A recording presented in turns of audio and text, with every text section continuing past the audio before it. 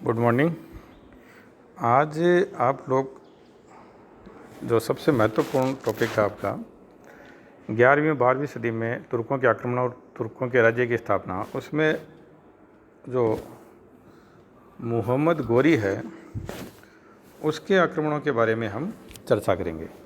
देखिए, मोहम्मद गोरी ने भारत पर जब आक्रमण किया तो उस समय जो भारत की राजनीतिक स्थिति थी वो जिसे कहें कि छोटे छोटे साम्राज्य थे यहाँ इस समय, और वो परस्पर आपस में एक दूसरे से झगड़ते भी रहते थे। तो इस स्थिति में जो था, किसी भी एक विदेशी आक्रांता के लिए ये बहुत आसान था कि वह भारत पर आक्रमण करके उसको जीत सके, और ऐसा ही मोहम्मद गोरी के साथ हुआ। मोहम्मद गोरी ने भारत पर पहला अपना जो आक्रमण किया वो 1175 ईस्वी में मुल्तान पर आक्रमण किया। उस समय खैबर और बोलन जो दर्रे थे वो न तो सुरक्षित थे, न उनसे कोई व्यापारिक अथवा सैनिक अभियान का कभी लाभ उठाया जा रहा था। सबसे प्रचलित मार्ग था गोमल का दर्रा।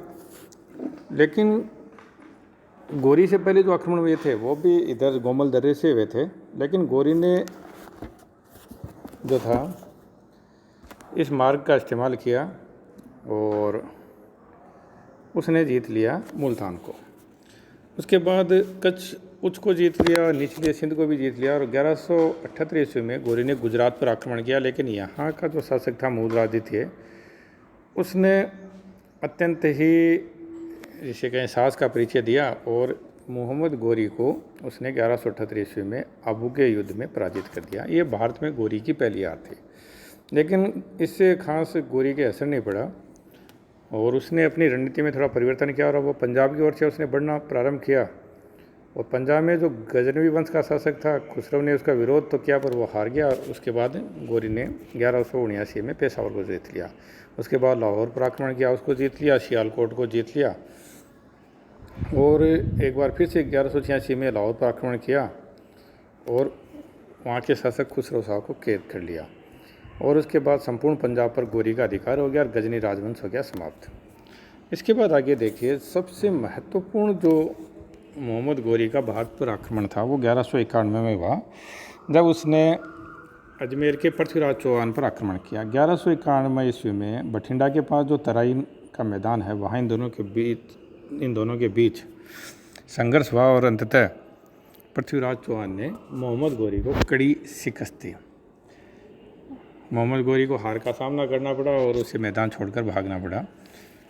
यहाँ एक भूल जिसे कहीं पृथ्वीराज चौहान से हुई कि उसने पराजित शत्रु का पीछा नहीं किया और उसको नेस्तनाबूद नहीं किया, उसको जड़ से नहीं मिटाया। और इसका दुष्परिणाम भी हुआ कि अगले वर्ष 1192 ईस्वी में एक बार फिर से मोहम्मद गोरी पृथ्वीराज चौहान पर आक्रमण करने के लिए आ जाता है और यहाँ 1192 ईस्वी में तराइन का दूसरा युद्ध होता है। इस युद्ध में मोहम्मद गोरी के हाथ विजय लगती है और यहीं से भारत में जो तुर्की राज्य की स्थापना का मार्ग प्रशस्त हो जाता है। तो ये दोनों जो युद्ध हैं, 1191 का आपका तराइन का प्रथम युद्ध और 1192 का तराइन का द्वितीय युद्ध, दोनों ही परीक्षा की दृष्टि से और आपके ज्ञान की दृष्टि से अत्यंत महत्वपूर्ण है। 1194 ईस्वी में एक बार फिर मोहम्मद गोरी आक्रमण करता है कन्नौज के शासक जयचंद पर। चंदावर नामक जगह दोनों के बीच संघर्ष होता है और अंततः जयचंद यहाँ युद्ध में मारा जाता है। तो इसके बाद तो मोहम्मद गोरी के लिए भारत, खासकर उत्तर भारत पर जो है विजय करना आसान हो जाता है। मोहम्मद गोरी यद्यपि अपनी विजय के बाद बहुत लंबे समय तक जीवित नहीं रहा। 1206 ईस्वी में सिंधु नदी के तट पर दमियक नामक स्थान पर शाम की नमाज पढ़ते हुए मोहम्मद गोरी पर कुछ व्यक्तियों ने अचानक आक्रमण कर दिया और इस तरह से वह इस आक्रमण में मारा गया। ठीक है, आप लोगों को जो PDF भेजी है आप उसका भी अध्ययन करेंगे और ये जो मोहम्मद गोरी और पृथ्वीराज के संबंध हैं इन पर एक बड़े प्रश्न के लिए खुद को तैयार करेंगे। धन्यवाद।